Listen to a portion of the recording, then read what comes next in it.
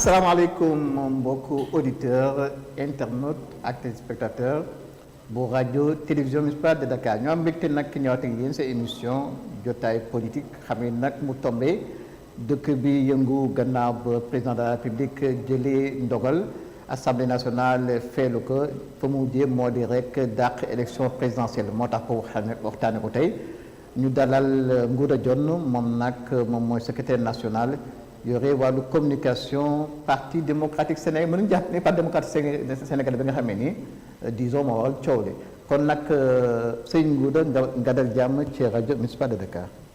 merci di leen féliciter l'ensemble du groupe radio municipal de Dakar di leen féliciter aussi ci seen vraiment seen milieu bi. dem naa ci ay beaucoup de télé vraiment. Vous avez un bon cadre, c'est un cadre formidable, bon, c'est favorable pour de bonnes activités. Je suis vers 10h, 10h30, je suis Touba. C'est l'occasion pour moi de me remercier, féliciter, ndokel sur nos séries de Khalif général des Mourides, Cheikh Mountakha Mbacké Ibn Bachir, Ibn Mouhamadou Khadimou Rassoul di féliciter aussi di ndokkeel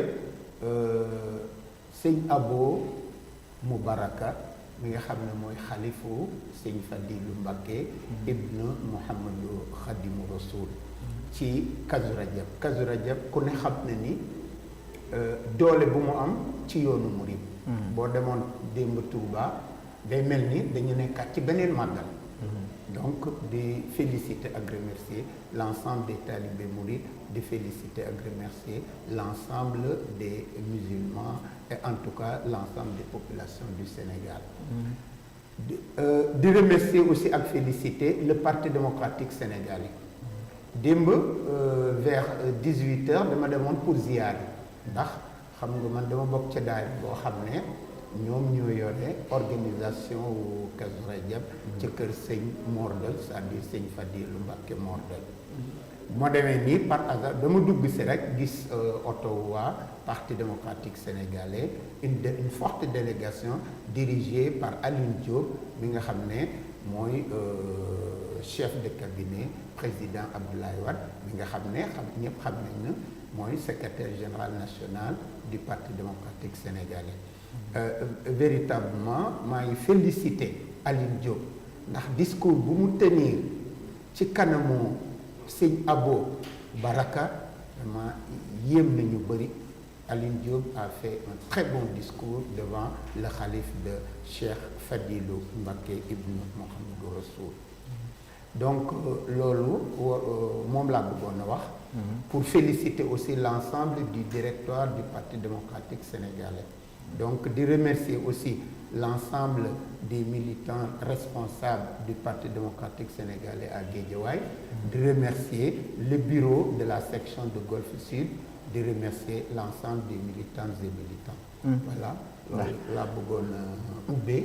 Merci beaucoup. maa ko wax sànq fi mu toll dëkk bi yëngu na bokk na ci di teewal moom mooy Parti démocratique sénégalais ak rejet candidature Karim Meïssa Wade mais li ma jaaxal moo di Thierno Alassane Sall moo sàkku ñu càmbar li nga xam moom mooy double nationalité Karim Wade mu nekk droit boo xam ne am na ko mais li ma gën a frappé moo di surtout la réaction violente du Parti démocratique sénégalais au point que même à l'Assemblée nationale dafa am ñu wàcc pour attaquer Thierno Alassane Sall. Dans une république, c'est surprenant quand même. Qu'est-ce qui est surprenant? Le fait que ñu bëgg agresser physiquement alors que Thierno Alassane Sall li mu def moo di user de son droit tel que yoon li ko may. Voilà xam nga loolu je pense que c'est subsidiaire xam nga quelquefois nit ñi yemuñu de petits dérapages de quelques députés du Parti démocratique sénégalais ne peuvent pas qualifier le Parti démocratique sénégalais. Le Parti démocratique sénégalais bu mu fa nekkee ba tey ñëpp xam nañu pour des questions fondamentales concernant la nation son comportement est un comportement toujours de calme, un comportement mesuré. léegi xam nga avant may ñëw ci sa questionnement boobu xaw ma yow jaaxal na la mais man jaaxal na ma parti démocratique sénégalais depuis 2012 dafa mel ni lu ko dal rek sénégalais yi considère que lu jaadu la war naa mën a nekk waaye si le parti démocratique sénégalais réagit on considère que c'est pas normal et cetera man loolu yëpp aussi bokk na ci lu réaction violente. non pas une réaction. Non, li ñu constaté assemblée. Non, attends, j'ai dit que loolu c'est de petits dérapages individuels. Ça n'a rien à voir avec le Parti démocratique sénégalais. Ça n'a rien à voir. C'est des députés le du Parti PDS. démocratique. Non, attends, mais yow sa kër sax sa kër nit mën na def loo xam ne jógewul ci yow diggaloo ko boo sañoon du am mais tu gères. Parce que le comportement des individus dépend de la situation ku ne ak ni nga mën a gérer ab situation Yewwi Askan Wi li yenn député yi soqee ko ci moom di def du moom mooy jël l'ensemble de la responsabilité muy Benno Bokk Yaakaar muy PDS muy wàllu muy ku mu mënta doon groupement bu mu mënta doon day am quelquefois des dérapages mais ces dérapages aussi sont acceptables ou sont compréhensibles selon la situation xam nga lu waral loolu mooy li ma lay wax nii dama ne jaaxalu la que Parti démocratique sénégalais depuis 2012 lu mettit mën a nekk ak nu mu mën a mel ak nu ñu ko mën a natte Parti démocratique sénégalais dal na ko waaye bu ko dalee doo gis kenn ku exclamé wu doo gis kenn pour dire vrai lu ëpp ci des républicains yoo xamee ni bi nga xamee teg nañu cours de répression des agissements illicites jóg nañu wax ne effectivement lii jaadu. non am na xam nga man du ma ne amul.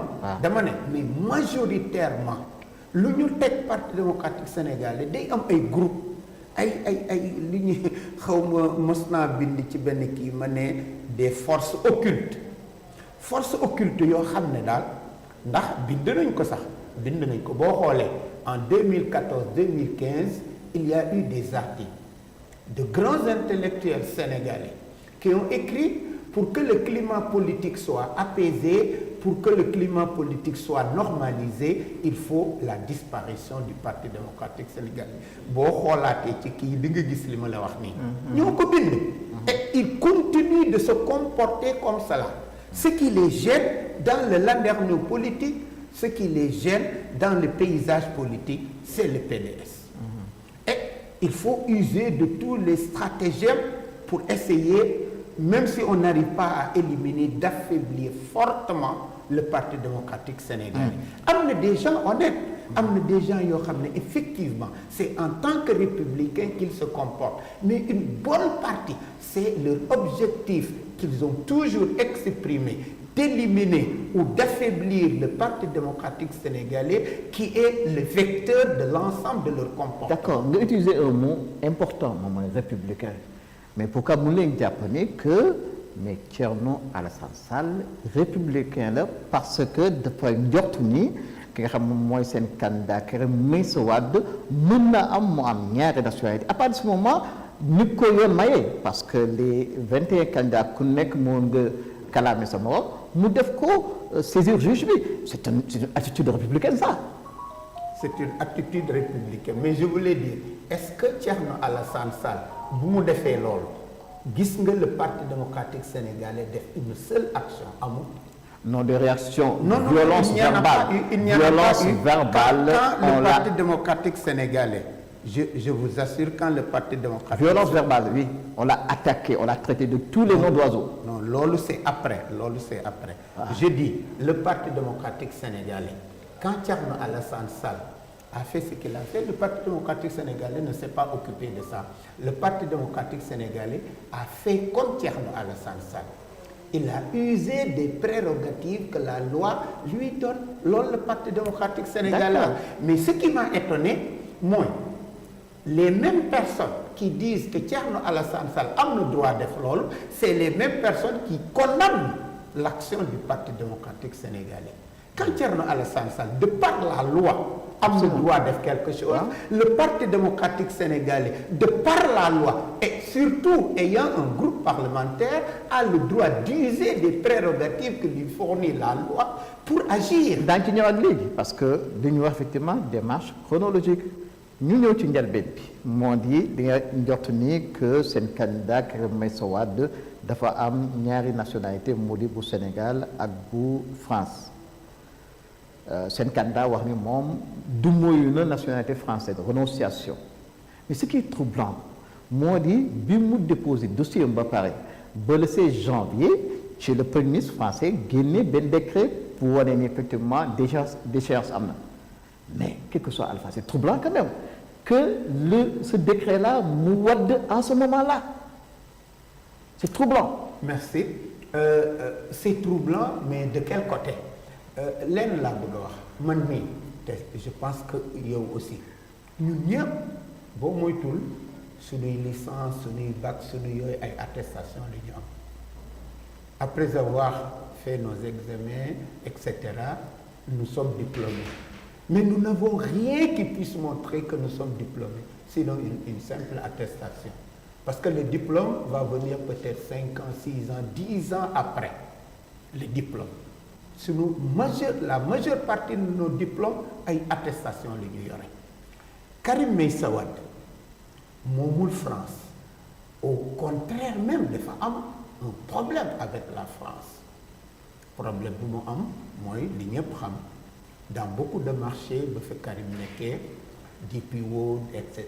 et d'autres la France a considéré que Karim a essayé de le détruire moo tax xam nga yéen da ngeen di wax ne Karim est de nationalité française mais ni un homme politique français un officiel français je pense l'exemple de l'ambassadeur Ruffin wan na la ko Ruffin bu mu fa nekkee daawul woon am un jour bu mu attaqué wul Karim Wade ba certains journalistes même ont sorti des articles pour ñaawlu loolu condamner ce comportement d'un étranger nekk ci sunu réew mel ni moom sunu réew loolu fàttewu leen ko fi dina kar ma ñëw loo gis am na lu tax donc boo bëggee yaakaar que ce pays là moom la Karim Wade de demander que dafa bëgg renoncer à sa nationalité mu faciliter ko xam nga da ngay nax sa bopp du am la France fera tout pour rendre difficile et compliqué la confirmation parce que pourquoi j'ai utilisé le mot confirmation le décret n'est qu'une confirmation mais c'est pas lui qui montre que Karim Wade a renoncé à sa nationalité moo tax ma wax la mbirum attestation ma ñëw les intellectuels ou les élites sont malhonnêtes ils font une dictature de la conscience parce que wax nañ leen Karim Wade bu mu defee une demande en 2018 toog ay at gisul dara mu dem le 23 octobre 2023 à Doha au niveau du consulat français mu réitérer ñu jox ko une attestation comme ñun ñëpp ci suñu activité yu bëri ñu ñuy jox ay attestation ñu jox ko attestation mu ñëw jox cette attestation comment dire au conseil constitutionnel les gens continuent de dire que xaw ma il a fait un parjure yow def nga dara bu ñu jox la ci attestation tu considères que c'est bon c'est accepté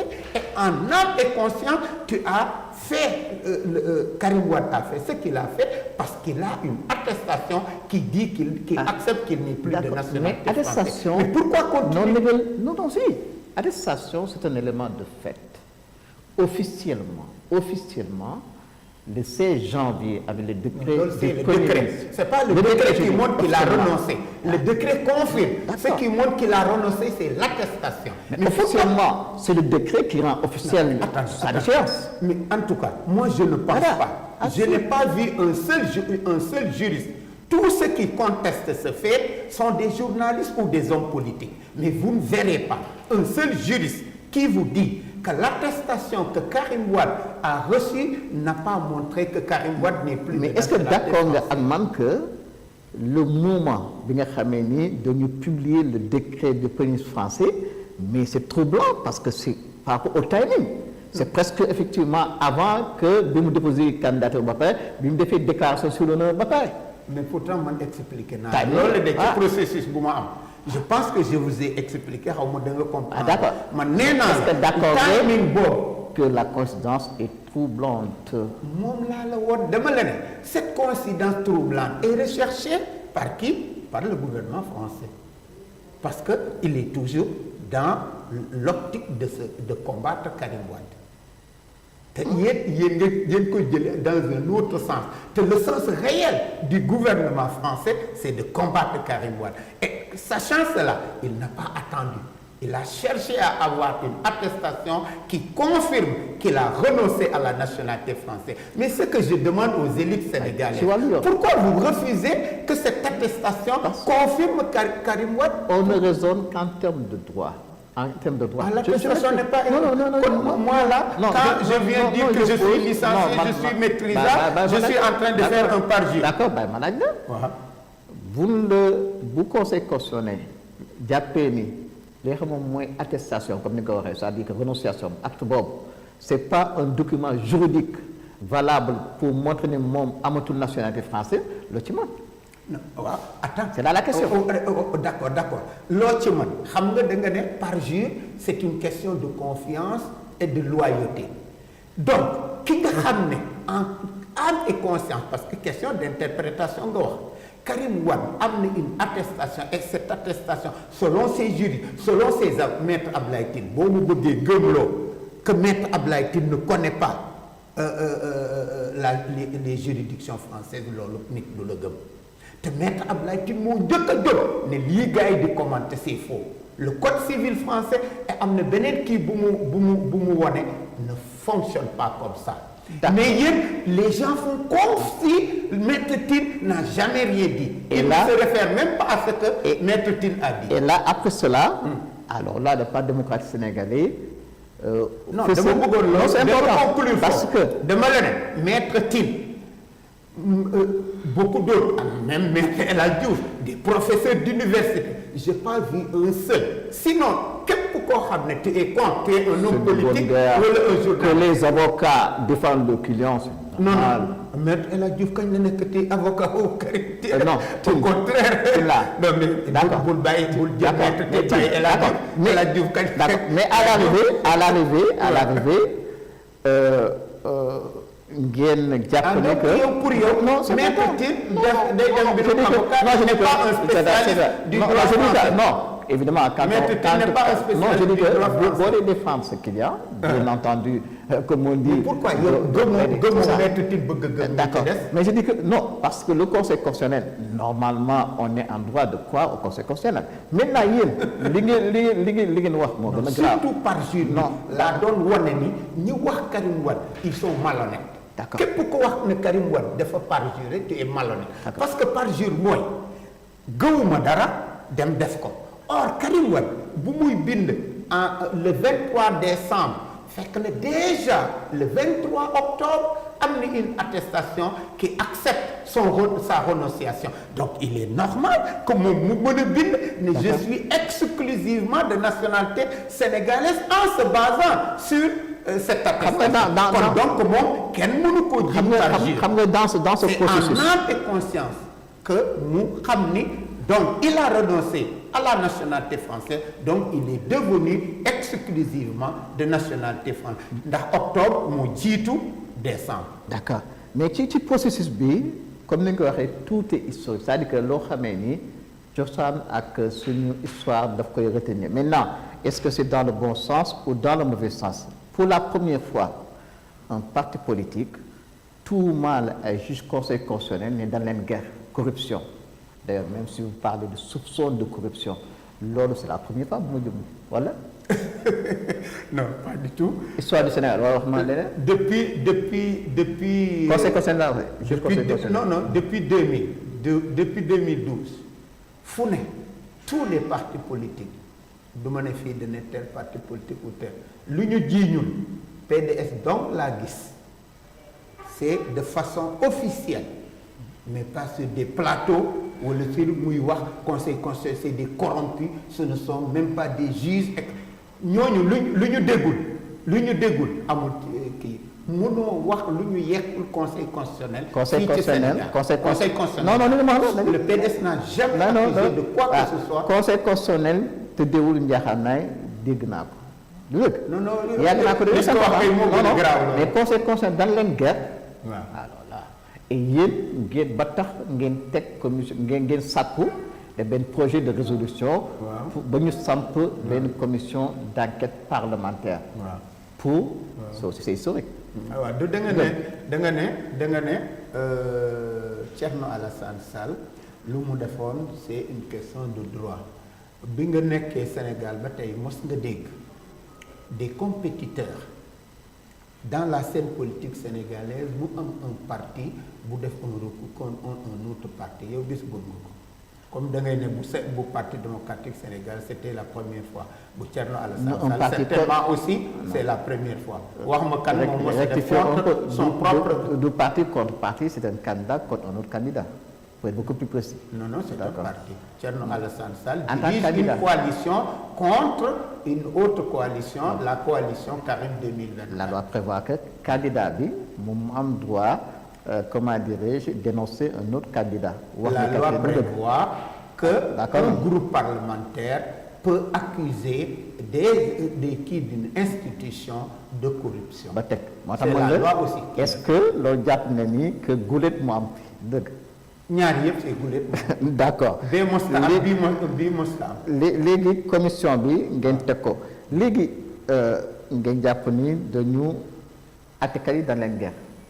ñan àttekat yi. waaw àttekat conseil constitutionnel. xam nga boo xam nga. mais boo jëloo bu nit ñi sax dañuy juum quelquefois xam nga conseil constitutionnel en tant que tel man considéré wu ma leen ndax le mot bu nekkoon dañ leen di jël comme ay àttekat ni duñ leen tuddee conseil dañ leen di tuddee cour. xam nga yow abus de kii la nit ñi di def foofu conseil lañu. xam nga déjà le mot conseil dafa rëy. daañu ñëwaat ci loolu parce que suñu proposition. ça veut dire que conseil boobu lu mooy le conseil constitutionnel warul di agir selon la lettre de la règle de droit mais le conseil non. moo tax ñu tuddee ko conseil xam nga damay rey. je vais vous dire moo di yow ay magistrats yoo xamee ni surtout ñi ngeen tuumaal ils ont pratiquement ay ati plusieurs décennies de pratique. oui am expérience. mais nga jàpp ni ñooñu. bu ñu dee ati. du ñu ati effectivement aussi bien effectivement comme ni ko waxee en interprétant la lettre mais aussi l'esprit de la loi. yàgg nañ ko def. donc le fait que dire effectivement qu'ils s'en limitent à la lettre ça pose problème. non ça ne peut aussi bien à la. je dis la lettre pour le cas bi nga xam ne moom lañ leen condamné pour le cas bi nga xam ne moom lañ leen condamné je n'ai pas rencontré encore un nom gis naa Charles Faye ses positions ku ne xam na ko il a dit la position du conseil constitutionnel n'est pas soutenable pour l'affaire Karim Wade mu tous les hommes ñi nga xam ne ñëpp dañ leen di suivre au Sénégal gisuma kenn ku d'accord ak position wu parce que li ñu avancé mooy lii Charles Faye wax mën naa la wax lu mu avancé mu ne l'article 28 de la Constitution ne gère pas des questions de sentiment lu mu bëgg protéger la nation protéger le pays moo tax article 28 jóg c'est ça l'objectif. Il ne veut pas aussi créer des questions diplomatiques au futur moo tax ñu créer cet article pour que wax dëgg képp koo xam ne da nga war a nekk chef d'État nga nekk exclusivement de nationalité sénégalaise loolu jaadu la te ñépp ci d'accord mais def la ne waaw bu article 28 waxee loolu yow avant ngay joxe yow nga am une assurance sans ambages que le article 28 bëgg am nga ko kon kay yëf yi jeex na. article 28 lu mu bëgg am assurance que le futur président de la République moom c'est sûr qu'il n'est pas qu'il est exclusivement yow yaa ngi génne yow sax yaa waxaat xam nga yow ba tey bëggoo ñëw ci sama attestation mais ñun nañ jël ce décret génn le 16 le conseil constitutionnel mi ngi génne sa liste le 20 4 jours après 4 jours yooyu am na un acte bu nekkoon sax conseil constitutionnel dafa génne liste ba pare l'acte ñëw vraiment foofu moom amul pexe conseil constitutionnel amul pexe mais conseil constitutionnel avant muy génne son acte gis na un autre acte qui lui dit que vraiment dans la recherche de la clarté et de la sûreté du fonctionnement des sûreté la wax de sûreté du fonctionnement des institutions am na loolu ko jox. Sauf que balaa loolu il y a eu la déclaration sur l'honneur. Mais yow déggoo yow xam nga c'est ça le Parti démocratique sénégalais ne pourra pas s'entendre avec beaucoup de personnes.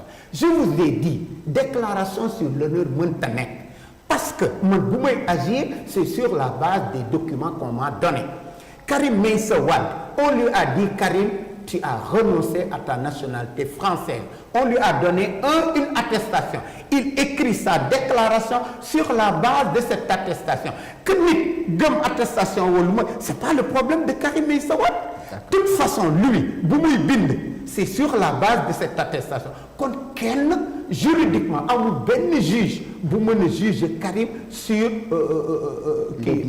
parce que il a été honnête. On lui a donné une attestation qui l'assure d'avoir renoncé à sa nationalité mu bind sa déclaration. léegi ngeen déplacer maintenant terrain bi nga déplacer problème bi sur le terrain de l'intégrité de la probité morale ngeen wax ni àttekat yi da leen ger. mu ne. ñaari àttekat da leen ger ci conseil constitutionnel.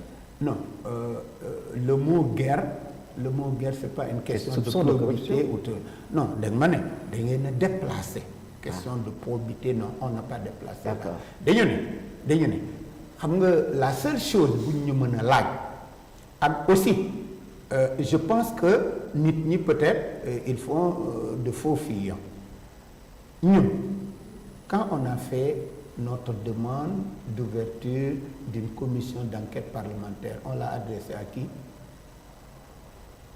On l'a adressé à qui? Au président du Parlement.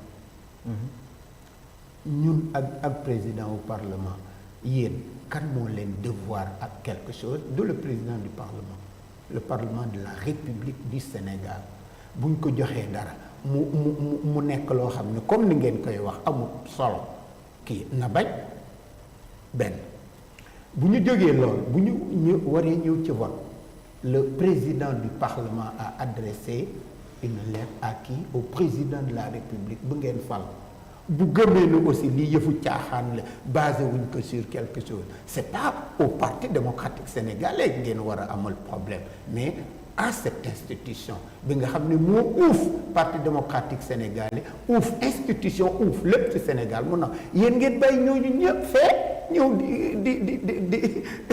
di kii ci Parti démocratique xanaa da ngeen a amul beneen pexe bu muy ne xanaa da ngeen amul du yow laay wax mais toutes les personnes yoo xam ne Parti démocratique te ñoom ils ont accepté que des gens ont fait ce qu'ils ont fait sur la base de la règle de droit. Le Parti démocratique sénégalais a agi sur la base de la règle de droit ñoom ñu bari ñëpp ñëw ci Parti démocratique sénégalais di ko ŋaññi te Parti démocratique sénégalais aussi c'est basé sur les indications ou sur la lettre de la règle de droit. C'est vrai que à partir de ce moment assemblée. Parti démocratique n'est qu'une portion, n'est qu'un élément. Mënta agir, c'est pas amul une force d'action. Il a une force de proposition. Il a une force d'affirmation de ses désirs. Mais que ces désirs et ces propositions puissent être valables ou confirmées. Mais est-ce que c'est pas compréhensible parce que majorité bi ña fa nekk waa Benno waa Parti démocratique sénégalais il y a bu ñu ko tuddee ci nasaraan benn convergence d'intérêt ñoom li ñu wut benn la yéen da ngeen wut effectivement que ñu réhabiliter Karim Meïssa Wade. muy lu jaadu wala déet dama da nga ni. lu tax mu jàll dama ni. fa tombé ni que waa Parti démocratique sénégalais ak waa Benno nga xam ne à un moment donné ñu ngi mel ne xajam muus mais les ñu déggoo parce que li ñuy viser effectivement ils ont le même objectif du dëgg. ça arrive dans la vie. ah d'accord ça arrive dans la vie. xam nga mënoon nga ñëw sax man mosuma laa gis mosuma laa xam. D'accord. mais de façon objective sunu intérêt convergent à un moment donné mais cela ne montre rien ne préfigure rien n'explique rien. donc ngeen am convergence de vue. Après toujours cette chronologie bi le samedi le président de la République def waxtaan nag kii nation bi pour yow li président wax loo séntu woon la en raison effectivement des derniers événements. D'abord le fait ñu dàq candidature Karim Meïssa Wade après la commission d'enquête parlementaire pour yow li président wax bettu la. non xam nga le président wax bettu ma xam nga lu tax je ne pense pas que l'objectif d'une république c'est de respecter xawma les pas même si les pas ont dans leur fond un virus. On a dit dans notre constitution que le président de la République est garant du bon fonctionnement des institutions. Quand des partis, quand ce parti-là, je veux dire IE, c'est-à-dire des portions ou des strates de la nation, ont des problèmes entre elles, se crêpent les chignons. Le président de la République qui doit veiller au bon fonctionnement des institutions doit essayer ou proposer de s'arrêter un peu pour régler cette question et après on continue. Personne n'a dit qu'il n'y aura pas d'élection. Si vraiment le vœu des partis politiques, des responsables politiques, des citoyens, et toutes ces strates doivent veiller à ce que la République reste. D'accord. Forte, entre dynamique et sûre. Le constat du président ak dogal bi mu jël moo di abroger les décrets bi convoqué l'électorat. Est-ce que amul genre disproportion parce que mon constat dès le départ de son discours il a effectivement il y a un différend. Le Parti démocratique sénégalais ne fait pas partie des conseillers du président. D'accord. Donc on peut mesurer. Non mais en tant que politique, non, je dis que le parallèle, on fait une comparaison. Dès le départ, le constat, le président a dit différent. Il n'a même pas parlé de crise. Il n'a pas parlé de différent. Donc il n'a pas dramatisé comme on dit. Il n'a pas dramatisé. Mais à l'arrivée, il a quand même arrêté effectivement le processus. Dans le processus, la méthode qu'a utilisée le président de la République, quelquefois il y a même certaines élites qui analysent se contredisent. Pourquoi la contradiction? Ils disent que le président de la République n'a pas confirmé la crise. Absolument. Non, je suis entièrement d'accord. C'est pourquoi le président de la République n'a pas agi en fonction de ce que demandent des périodes de crise. Donc, ce que demandent des périodes de crise a été codifié par l'article 52 de la Constitution. Le président n'a pas utilisé l'article 52 parce qu'il considère qu'il n'y a pas encore crise. Donc le président, il me semble qu'il est cohérent. S'il considérait réellement qu'il y avait une grande crise, il allait utiliser l'article 52. Il ne l'a pas fait. Il a dit, il a considéré, même sans le dire, il a utilisé les moyens que lui donne l'article 42 de la Constitution. Et en utilisant l'article 42, il a été clair. Nous tous, même ceux qui critiquent, considèrent qu'il y a eu un problème. Il n'y a pas de bon fonctionnement. Et l'article 42 gère des périodes de bon fonctionnement, de mauvais fonctionnement. Sans que nous appréciation, interprétation. Non, c'est important. Je n'ai fait que dire ce qu'il y a. C'est important. Le président n'a pas utilisé l'article 52. Non, souvent, sur la base de soupçons de corruption, qui est au magistrat, un autre président peut dire, ah non, moi, j'arrête le processus parce que simplement, comme je dois assurer le bon fonctionnement. Vous me comprenez? Ouais. Exactement ça. Je me dis. Je n'ai pas peur de ça parce que ça ne peut pas se poser comme ça. Ah, si. Il faudra qu'il y ait quelque chose. Non, ici, qui apprécie que, comment dirais-je, il n'y a pas un bon fonctionnement. Certes, crise à mon, d'accord, nous sommes d'accord. Bon, il y a un différent. Mais il n'y a pas un bon fonctionnement des institutions. C'est lui qui l'apprécie, le président. Il y a ce qu'on appelle, comment dirais-je encore, un facteur limitant. Ah, là. Le facteur limitant de cette possibilité dont vous parlez, c'est le déclencheur.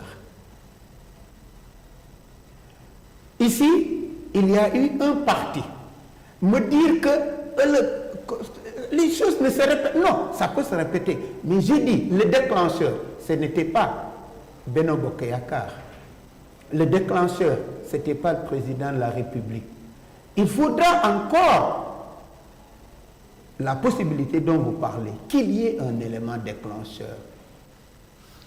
Comme le cas de Karim Meïssa Wade. Et un parti qui a un groupe parlementaire qui puisse passer par son groupe parlementaire pour demander une action. Donc, ce qui veut dire que, si un pouvoir a un président de la République avec sa majorité à l'Assemblée nationale, sa majorité écrasante à l'Assemblée nationale, mais nous taxawal un processus.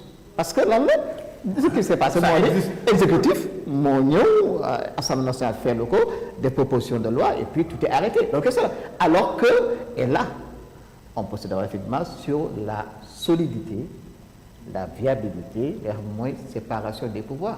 Parce que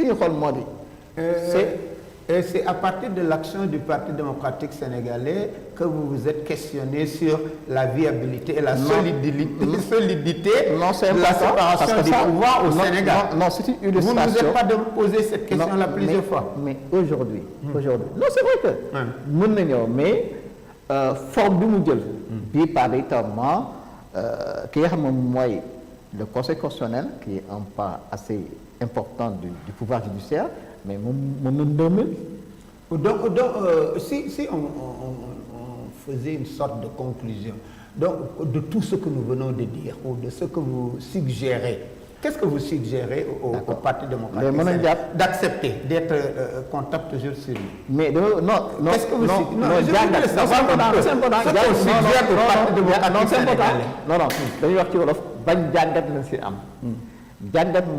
important. Parti démocratique sénégalais dafa japonais dafa am une injustice. D'accord.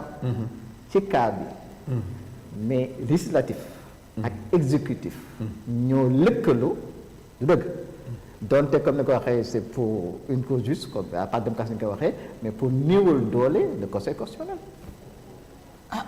Donc problème encore amaat na. D'accord. Interprétation. Si ce que tu dis là est vrai, ça veut dire qu'il y a crise. Nan la yow yaa ne crise amul ba pare nga may won des éléments de crise. Si le Parlement et l'exécutif se liguent pour lutter contre le Conseil constitutionnel, si ça existe réellement, c'est catastrophique. Donc nous sommes dans une crise. Or, nous tous, nous disons que nous ne sommes pas dans une crise. Vous confirmez que... Vous qualifier comme non, législative et exécutive, parce que ça c'est gros. Non, me démontrez-le. Le calendrier électoral a été arrêté initialement. Le Conseil constitutionnel, effectivement, a un rôle pour piloter tout cela. Président de la République ni man d'autres convoquer le corps électoral. D'autres convoquer. Moi, le décret qui abroge la convocation. Non, parce que c'est grave. Non. D'accord. J'ai annulé la première convocation. D'accord. Mais les mots sont importants. Samedi, altiné, sur l'initiative du Parti démocratique sénégalais, Assemblée nationale, pour dire que donc un parti politique demande une commission parlementaire, ça c'est grave. Ça c'est grave. Nous avons waxtaane affaire séparation des pouvoirs dëgg. Waaw ba tey amagum na de gisaguma ci un problème. Tax na suuf damay Conseil constitutionnel. Waaw moom moo piloté tout le processus électoral. waaw du dëgg. ñu gis ci lu jaadu ñu ne kenn waru ko non ñu dem ba ay waxtu ñu war a def campagne électorale. war a dem campagne électorale après def élection. exécutif jóge fële kii feelu ko législatif ñu ni non on arrête tout dañuy prolonger li nga xam ne mooy dañuy reporter élection yi après de commencer quoi. de xam nga yow da nga doon ne da ngay def chronologie. waaw mais da nga tëb. ah.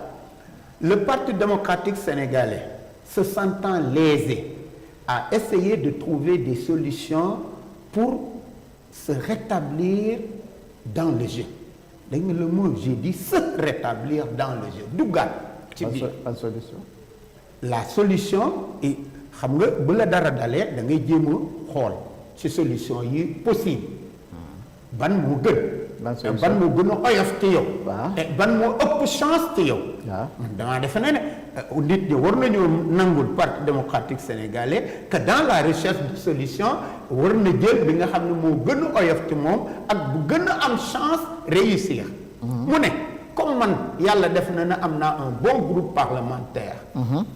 naa jaar ci groupe parlementaire boobu pour fexe ba si ay enquête amee bu ñu mën a confirmer le problème ba tey nit ñi ñëw bu ñu ba wax ñu ndax c'est confirmé ou non ba mën a confirmer que li may njort li ma wax ni moo am na ñu mën a recommencer le processus annuler ce qui a été fait et ñu recommencer waat pour que mon candidat qui a été lésé nekkaat ci biir jeu bi wala lu gën a légitime loolu am na. kooku mooy solution bi.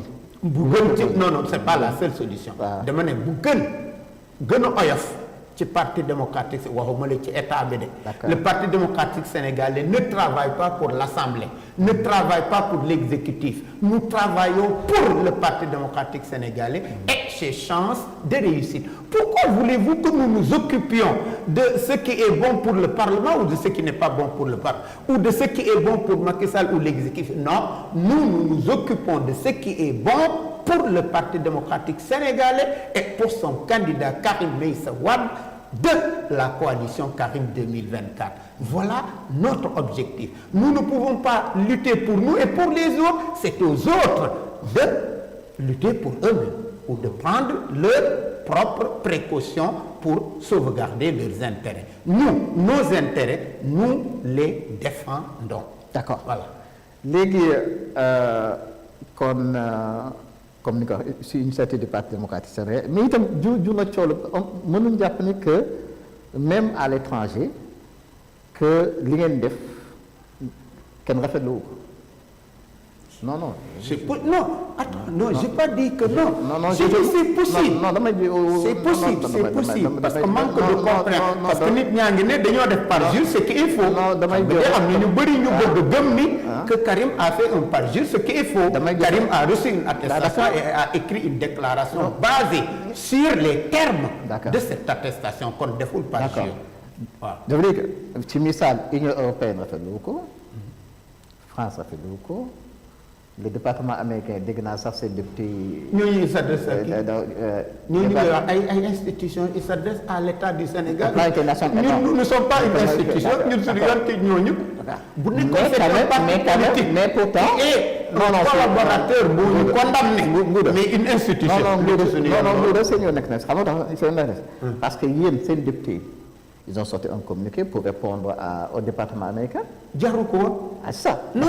Moi personnellement je considère que jaru ko. D'accord. Parce que nous n'avons rien à faire avec une déclaration du gouvernement français. Le gouvernement français s'adresse au gouvernement du Sénégal. D'accord. C'est pas notre problème. Au plan national.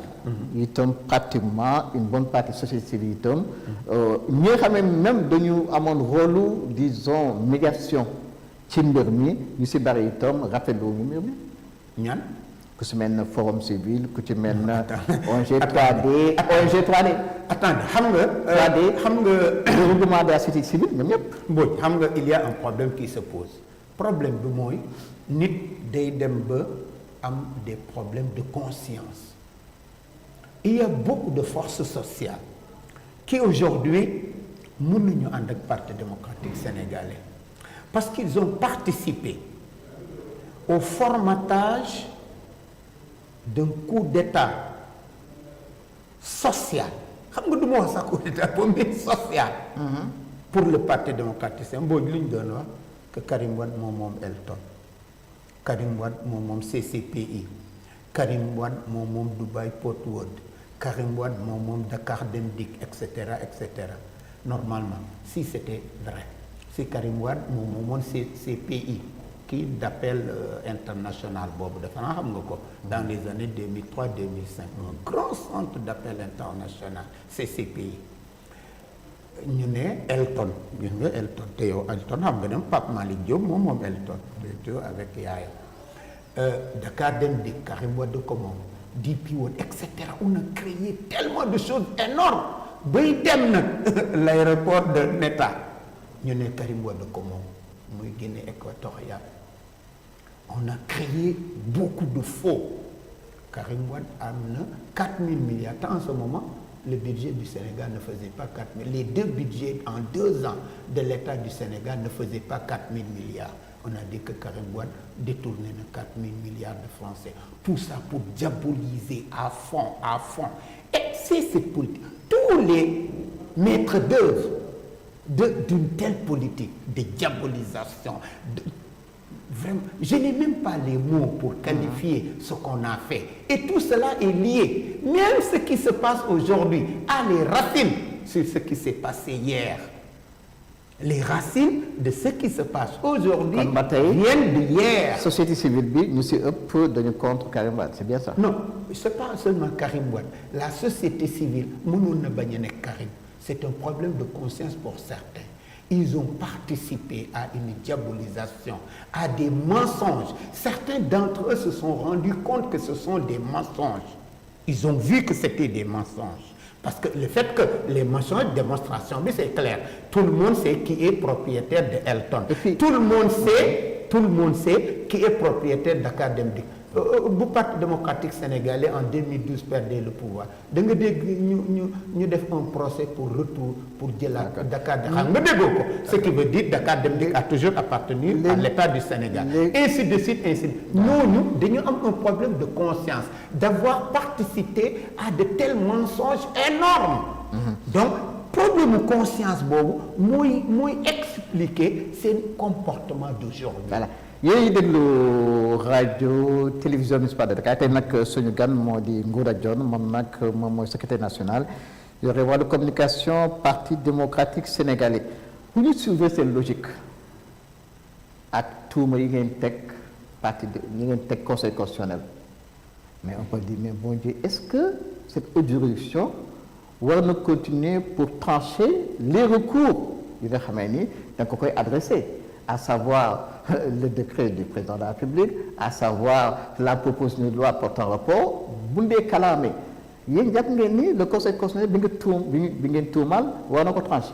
waaw léegi xam nga loolu aussi voilà un problème qui se pose waaw mais problème boobu ci ñan la posé est-ce que ñun dañoo def recours ñun on a notre considération vis-à-vis du conseil constitutionnel def nañu suñuy mbir d'autres ñoom ñooy def recours de du ñun ce n'est ni l'État ni ñun xam nga ñoom ils considèrent que ñun dañuy non tout le monde utiliser un mot même un peu déplacé ay mensonges dañuy def ce qui veut dire fenn en wolof ñoom nee nañu ñun lu ñuy wax taxawul fenn te moom ngay exprimer boobu ba tey kon ñooñu wax loolu que ñun lu ñuy wax taxawul fenn xam nga ñoom comme que ñun lu ñuy wax taxawul fenn ñoom am nañ droit def recours mais ñun li ci suñu yoon ci seen ñun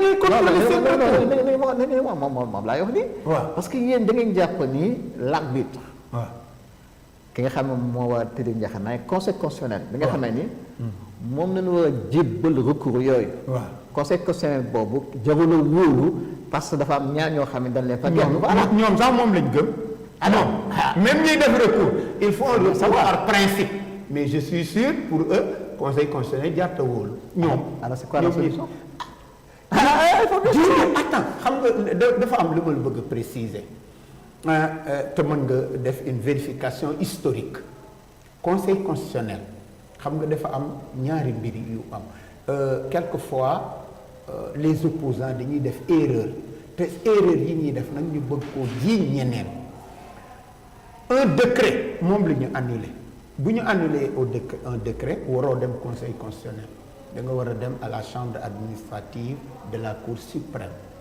foofu la ñu mën a juger un décret mais pas au conseil constitutionnel du wax ci mbirum décret benn kooku moom defe naa ku ne ku jàng tuuti doo xam nga ni conseil constitutionnel du wax ci mbirum décret kii wax ci mbirum décret c'est la cour suprême à partir de sa chambre administrative benn ñaar en tout cas man bu ma fi nekkee ba tey Même pour vérifier si ce décret-là effectivement est conforme à la Constitution. mënu ko conseil constitutionnel nee naa la mënta wax ci décret wu président de la république bu ko defoon nit boo muytu dina am une haute action parce que c'est pas de son rôle de qualifier le décret qui est un acte administratif.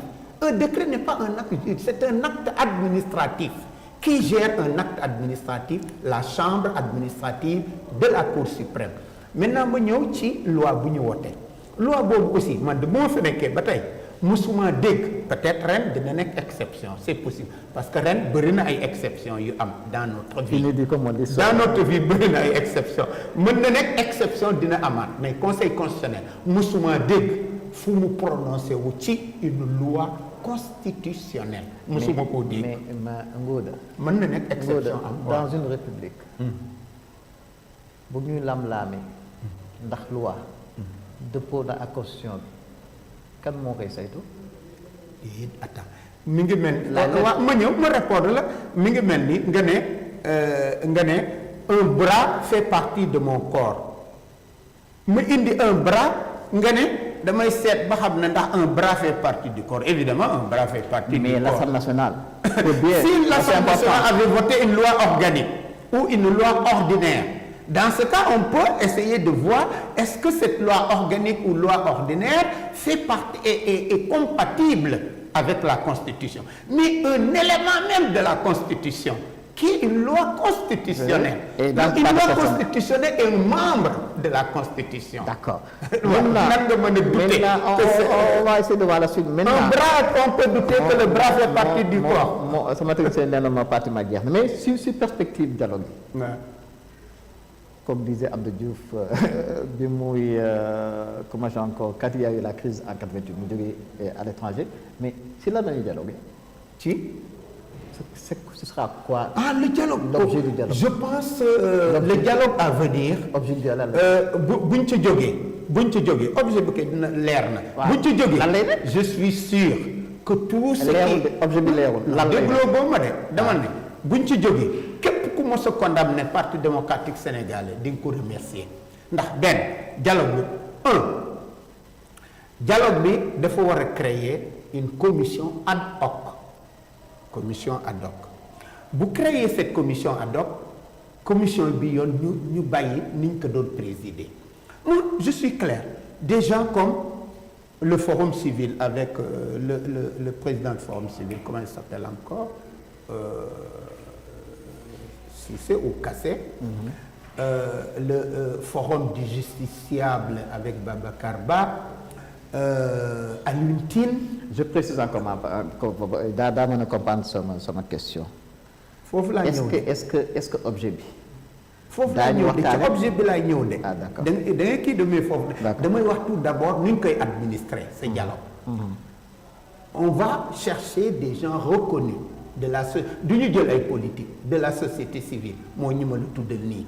nga xam ne ñëpp a leen xam ci Sénégal ak Djibril ñii ñoom ñeent.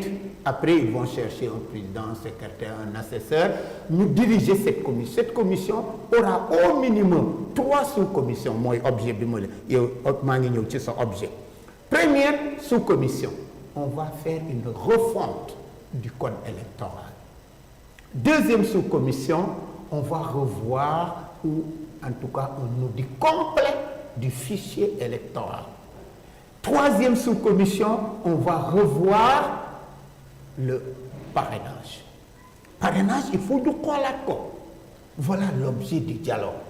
te loolu defe naa ku ne Sénégal jarut dialogue kon bëggoo yëf yi dox si mbiru bopp nga bëgg mu dox mais bu nekkee mbirum sénégalais yi moom nga bëgg mu dox di nga xam ne loolu lu jaadu la lu yenn maanaa la. fi mu toll les mots qui reviennent même dans le discours de la majorité moom mooy apaisement et élection inclusive et ci sa xalaat war na trouver ay formules même si effectivement ñi may wax dañu am comment dirais-je comme on dit ils sont dans le collimateur de la justice ñu réhabiliter Diomaye Faye et Ousmane Sonko. man li ma lay wax nii Parti démocratique sénégalais génnewul un papier jëlul une décision en tant que citoyen laa la koy wax. ci sama xalaatu bopp mais balaa loolu mën a am nit ñi toog pour waxtaan bi. pour man bu ñëpp ñëwee ci waxtaan woowu muy Pastef muy en tout cas globalement xawma le C25 bu bees boobu ñu créé tout le monde ñëw ci dialogue bi ñu toog bu ñu toogee nee naa la c'est pour revoir le code électoral revoir le fichier électoral revoir le parrainage bu ñu demee ci yooyu la conclusion ou même avant la conclusion de ce dialogue sera que il doit sortir loolu sama xalaatu bopp la il doit sortir une résolution et cette résolution doit pouvoir sortir l'ensemble des jeunes qui ont été emprisonnés. Cette résolution doit pouvoir sortir l'ensemble waxuma ni Diomaye waxuma ne ni Sonko j'ai dit parce qu'il y a d'autres j'ai dit l'ensemble des responsables politiques parce que dañu ne apaisement nous devons repartir sur de nouvelles bases et pour repartir sur de nouvelles bases il faut qu'on accepte certains sacrifices moo tax man de mon propre avis je n'engage pas le Parti démocratique sénégalais parce que je l'ai dit et redit ailleurs je dis mais il faudra que les gens aussi du ñu beru toog fu ñu bëgg a toog ñu bëgg mu am ñoo xam ne ñoo leen di defal le travail s'ils acceptent de venir dans le travail commun c'est dialoguer pour revoir les insuffisances fonctionnelles au Sénégal dans tous les compartiments ñu discuter pour en tout cas li gën a jàmp nee naa la ko li gën a jàmp mooy defaraat code électoral li gën a jàmp mooy defaraat fichier électoral li gën a jàmp mooy xoolaat nan la ñuy defee parrainage bu ñooñu ñëwee ci loolu dinañu mën a ñun ñëpp ñu d'accord nan la ñuy defaraate mbir yi ba ñëpp bokk képp koo xam ne yeyoo nga ci formule yi nga xam ne mooy génne ci dialogue bi moom la nouveau code électoral bi di génne les nouvelles règles bu nouveau code électoral bi di génne les nouvelles règles du fichier électoral nouvelles règles du parrainage képp koo xam ne yeyoo nga bokk di nga bokk. d'accord kon nag jërëjëf Ngouda Dione di leen jaajëfal bu baax a baax kon nag mu doon seen émission jotaay politique ci micro bi Iba Khar Mbodj ci xarala bi Bruno ak Asma di leen jaajëfal bu baax di leen jox dig daje incha allah seen beneen émission jotaay politique.